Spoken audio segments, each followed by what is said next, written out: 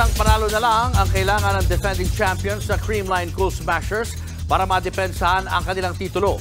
Pinabagsak nila on 4 sets ang sister team nilang Choco Mucho Flying Titans. Nasa frontline ng balitang yan, si Marty Bautista. Sa harap ng mahigit 17,000 fans, nagtapat ang dalawa sa pinakamalakas na kubanan ngayon sa PBL. Ang sister teams na Choco Mucho Flying Titans at Creamline Cool Smashers. Nagsagutan agad ng score ang dalawang teams sa first set. Pero Titans ang unang umabante. She asked for it again. Balik na naman sa kanya. Oh! What a smart play by the Tina Wong.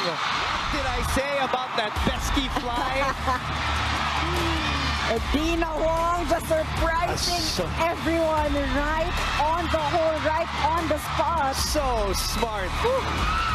Pagdating naman sa second at third set, bumalik ang momentum sa defending champions. Nagpakitang gila sa opensa si Gemma Galanza. Galanza na naman! Galanza again! Creamline comes from behind! Pagdating naman ng fourth set ay mabagal ang naging simula ng Creamline matapos ang 7-3 rally ng Titans. Pero bumangon sila at naitabla ang laban sa 13-all. At mula noon ay hindi na nagpahuli ang defending champs hanggang sa naipanalo ang match. Game 1 goes to Creamline, 3-1. Highest scorer ng Creamline si Galanza with 20 points habang nag-ambag si Tots Carlos ng 17 points. Ayoko lang matapos yung game na to na hindi kami yung mananalo. So, nakikita ko yung mga teammates ko na lumalaban din, na chini-cheer kami sa loob. So, sino ba ako para sumuko? Sino ba kami para sumuko? So, ilalaban talaga namin to eh.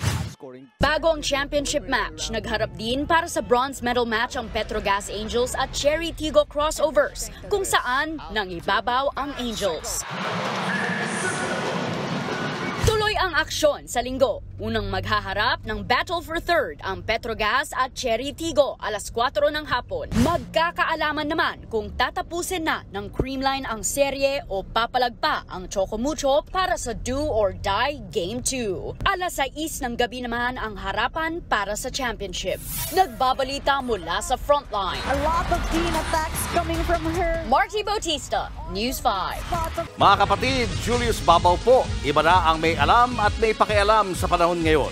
Para sa frontline ng mga balita, mag-follow at mag-subscribe sa social media pages ng News 5.